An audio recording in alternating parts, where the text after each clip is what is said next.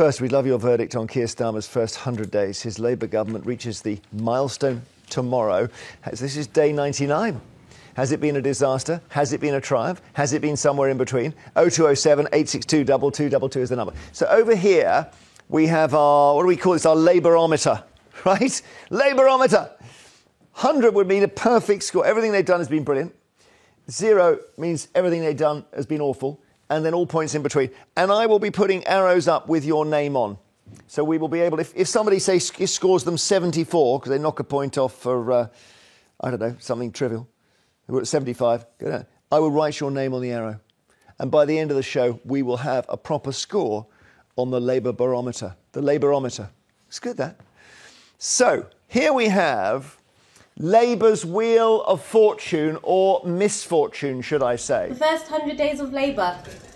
Spin it. And let's have a look at some of the days and see. Just stop the wheel and have a look. Very early on, day 2, Rwanda. Now, this may work out for them. They cancelled the Conservatives' Rwanda plan. But now, do they have an answer on the small boats? Spin again. Day 68 is the next one. This is, prisoners. The prisoner release was scheduled by the Tories, but it led to some very difficult images. Spin again. What have we got here? We've got 69. Day 69 was winter fuel. Yes, the thumbs down says it all. That's gone very badly for them. Spin again. 73. Freebies. Immediately, the picture of Taylor Swift there. But it wasn't just Taylor. It was Doncaster races and it was free glasses. Spin again. Let's see. 76. Trains. They paid more money to the train drivers. And actually, people, there's Keir Starmer and Rachel Reeves and the Transport Secretary, Louise Hay. People said, no, you can't afford that. OK, one more time. Maybe 2 more. Chagos Islands, day 91. More controversial than it might have seemed on paper. Spin one more time. What's the last one here? Day 94. So very recent. Of course, Sue Gray. So those are the been probably, if you're Labour, you'd say, well, we've had some good days as well. But those are the tricky days, aren't they, Stella? Mm-hmm. There's quite a lot. There's a particular period around day 70 where they seem to do something every single day that caused them a problem. I mean, if the worst they can do is just having a change of staff, then you can tell the government is doing very, very well indeed, especially in comparison with the ones we had for the last 14 years. So if the Sue Gray thing, you mean, if the worst they can do is... What? Getting rid of the chief of staff. You change staff. You're just changing staff. Yeah. What's so wrong about that? Yeah, well, she was the key... I don't know about that. Mike, maybe the Sue Gray thing maybe doesn't matter. She's just a functionary. The Sue Gray incident is an example of the utter chaos within the new government. She was supposed to pull together politicians, civil servants, industrialists and everybody inside Downing Street. She created an utter fiasco and she had to go. But she's only the latest of, I would say, 20 problems that we can identify with this Labour government, or so-called government, because I'm not sure how they're practising government, because everything is going wrong. The economy has dipped significantly since they got here, because it has dipped significantly, and I'm telling you why. Because Keir Starmer and Rachel Reeves came in, started talking the country down. So the footfall in the high street is gone. Believe me, my hairdresser tells me, the man in the corner shop tells me, the people in the pub tell me, we're keeping our money in our pockets because we don't know what is to come. There's a lack of confidence in industry. Some of their policies are outrageous, like the winter fuel payments being scrapped, pernicious, like private schools being attempted to be closed down by taxing them. Why would you tax education? That's right, Stella, meet Mike. Mike, Stella, you see what you're up against here. Mike is furious about the government. He says that they've wrecked their legacy within 100 days of taking office. Mike, let me put your fears to rest. You have nothing to be worried about. Believe me. It's been the first 100 days. The markets actually seem to be extremely calm, and I think that it shows that Rachel Reeves had the right idea about not making any sudden moves to scare the markets after 14 years of complete mismanagement and chaos. And there are loads of things that the Labour Party has to celebrate about the first 100 days in government. I, for one, am extremely extremely looking forward to the the new workers' rights bills, which is something that we've needed Workers' for a rights, very- yeah. Okay, well, let me write down some, because I think it's important. We've had our wheel of misfortune.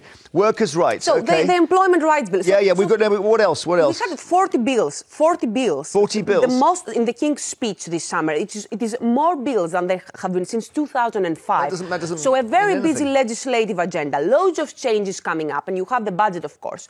So employment rights bills. You have energy and infrastructure. Energy, yeah. Miliband, yeah. Yes, exactly. So that's all about green fuel, yeah. You have the investigation into the COVID contracts. We're going to make sure that there are not going to be any money wasted from now onwards. Housing and planning, we are going to make planning easier. We're going to build more houses. Housing. Extremely important. And we've already shown- Transport as well. HS2 is going to go all the way to Houston. We're not going to have a useless line that's cut halfway through to where it was supposed to be.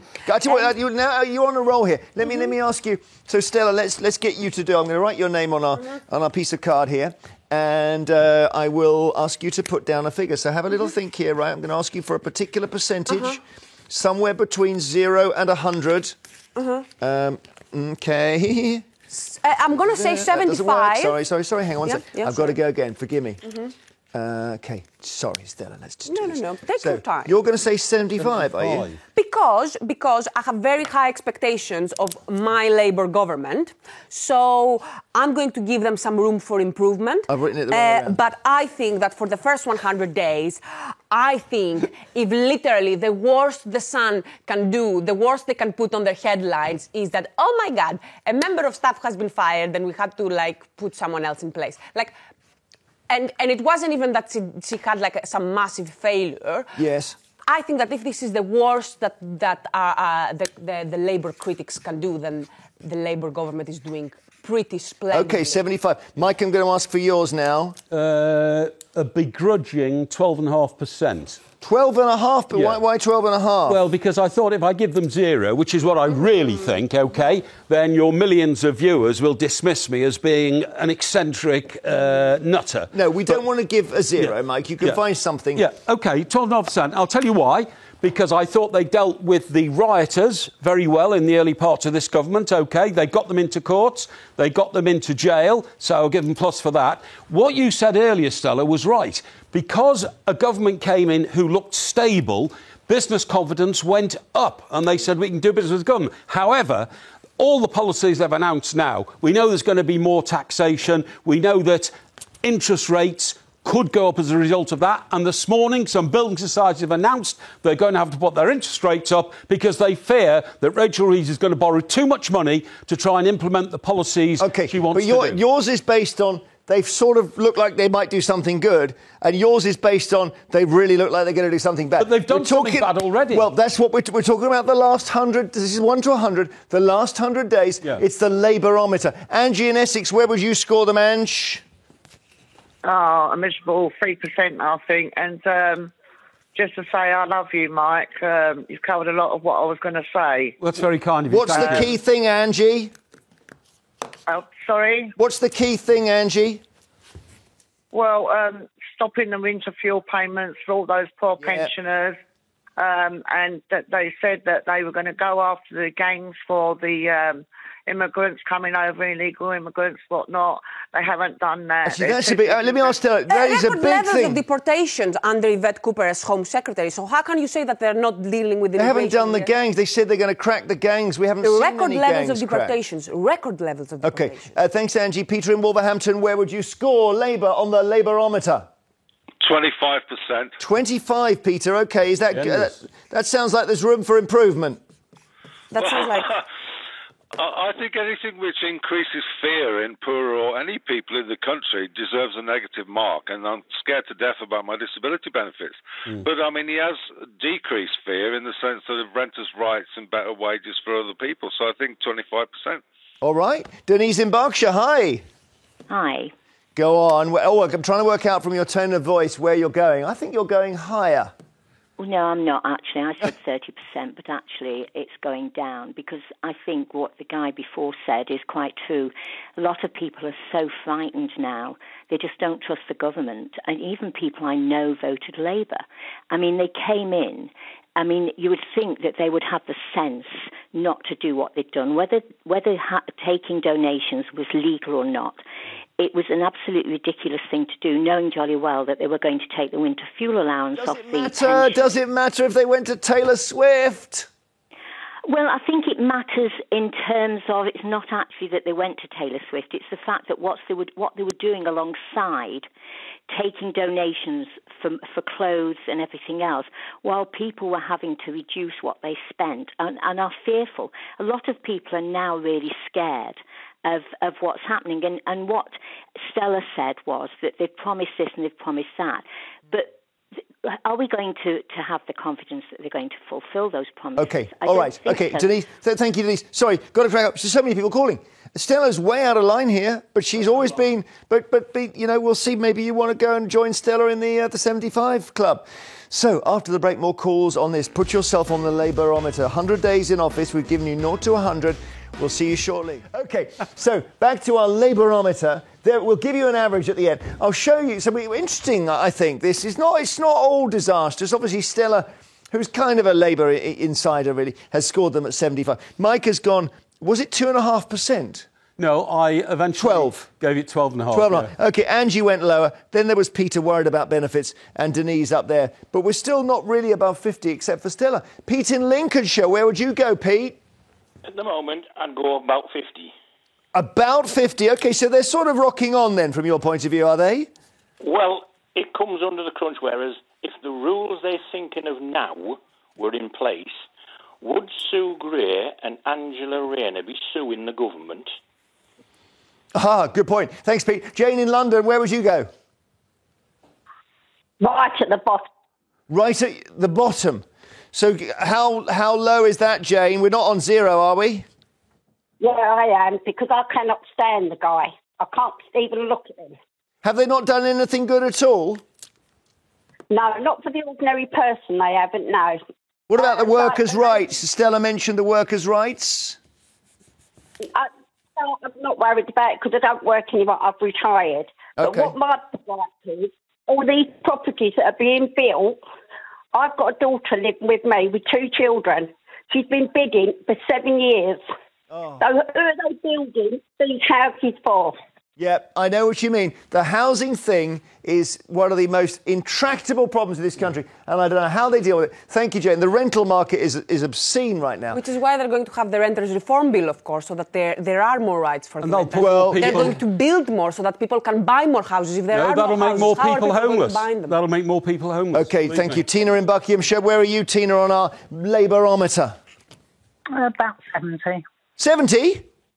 Yep. Tell us why, Tina. Because everybody is just believing all the rubbish that the right-wing press keep giving out. Most of the things that you put up, your signposts, your whatever you put up to say every day what's wrong with them, are insignificant things, whereas the fact that he crushed the riots is constantly forgotten. That was serious. Hang on a minute. I don't understand why the riots is part of this. I mean, there's the police for that and the courts. Because he quelled them. He didn't do anything. He didn't. I'm sorry, the police did their job. That's what they do. No. He cleared the courts. He got them in there. He got them prosecuted. Exactly. And that's why that last riot didn't happen. Is that right? He cleared the courts. Is that right, Mike? Well, no, I don't think so. Tina, when you say, you think it's all rubbish, right-wing press and all that, that's not. The economy is under great threat. There's a budget coming up and it's going to damage your economy. What about all their freebies, Tina? You sound like a decent, respectable woman to me. What about free clothes, free glasses? Angela Rayner, you've mentioned once, she went on a free holiday. Would let Tina answer. No. I agree that those things are not good, but they were declared. What about all the last 14 years when we had to sit by and wait to discover as things dripped out what waste of money, what conniving. It's true that. Thank you, Tina. Listen, we've got your 70 on there. Thank you so much. I'm only moving on because there's lots of calls. And when people compare the last 14 years, obviously the perspective's different. Sarah in Gloucestershire, 0 to 100. Where will you go, Sarah? No more than 10%, and that's just for them just for them turning up. That's like the old English paper at school where you get 10% for writing your name. Mike's ideal tax bracket as well. Yeah, well, sorry, Stella, what? Mike's ideal tax bracket as well. 10%? Yeah. So what have they done wrong for you, Sarah? Well, obviously, I'm a pensioner. Obviously, the pensioners' heating allowance, but it's all the freebies. They might just as well be Tories. They've taken holidays. I can't afford a holiday. I would have loved to have gone to Taylor Swift. I couldn't afford that. You know, they're no better than the last lot, to be honest with you. OK, Sarah, thank you. Rob in Cumbria, 0 to 100. Rob, where would you go? There's a lot clustered down the bottom. I'd give him 10. 10 for turning up like Sheila, I think. I think when you're getting the freebies, thousands of pounds of freebies, and you're cutting the winter fuel allowance, it isn't a good look. It's political suicide. People will remember that. And also, I agree with Mike. Strangely, I find it bizarre agreeing with Mike, but people are actually scared. They don't know what he's going to do with the pension. They don't know, you know what I mean? You're going to start getting your pensions taxed. I think people are scared. I've followed Starmer's rise to power from him joining the Labour Party, and I wasn't impressed with his pledges when he became the leader. Where have they gone? So anyone who wants to know about Starmer, look at the pledges he made to become the leader of the Labour Party and see how many of them pledges he kept. Thank you, Rob. Thank you, Rob. Julie in Somerset. We've got two more arrows for firstly Julie. Where would you go, Julie? I would go 75%. Please give this man a chance. He's got a heck of a mess to clean up, especially what the Conservative government did to the NHS. I am a registered general nurse. I am a state certified midwife. I stood and watched the Conservatives murder our NHS. And I think the gentleman on the right-hand side should learn to know what he's talking about. I do. I know. I was there when they killed it. Well, Julie, the budget for the NHS went up 50% during those 14 Tory years, OK? And it's still a mess. Thank you, Julie. One more. Who's the last caller? What's the name? Marie in Glasgow. Hello, Marie. Hello. Go on, Marie. Score it, please. 0. Really? Why? Give me one reason it should be 0, Marie. Come on. They turned up. No, they've taken the winter fuel allowance away from the pensioners. And I don't know what they're going to do in the budget. Okay. But I think they're just trying to kill us all off. Thank you so much. Thanks for all your calls. Wow, there's a cluster down there, isn't there? That's bad news for Labour. We're going to, before Ella, and I think it's quite heavy, this thing, so a couple of people needed to lift it out. But our chart, the average is 30. There you go. Now, you say, there you go. I don't think, given the drubbing that they've almost inflicted on themselves. I think if I was Labour, I think we're off the blocks now. Well, it's like they're on a motorway and they've gone 0 to 30 in 100 days. No, I don't think so. I mean, what this proves is that I am much closer to the people of this country, the man of the people who understands the audience out there than Stella is. I'm sorry to have to say that. I think that whichever party is in government, it's only natural, especially at the beginning, that, you know, people are going to be whichever party is in government. I'm only going to disagree with that because I think there is a honeymoon period. Blair's honeymoon period lasted about 4 years. Yeah. There was no politics for 4 years. Even Cameron's lasted a while. So I think it may... I mean, Tina, who was kind of cross, I do have some sympathy with her saying that the media are voracious now. They're just ferocious. Because the policies are dreadful. It's something different. It's a sport. It's like watching people being torn apart by animals. If they were analysing the policy, I would be fine. But they're really not. They're focusing on gossip because that's easier. Like the whole thing with Sue Gray, it shouldn't have the kind of importance that it did on the national stage. Yeah. It's nice gossip. It's fun to talk about the personalities in sign number 10. But at the end of the day, you have the budget coming up. I would much rather speak about, for example, winter fuel payment. What do you think of the winter fuel payment? I'm actually in favour of the winter. You're in favour. So we are moving on. Okay.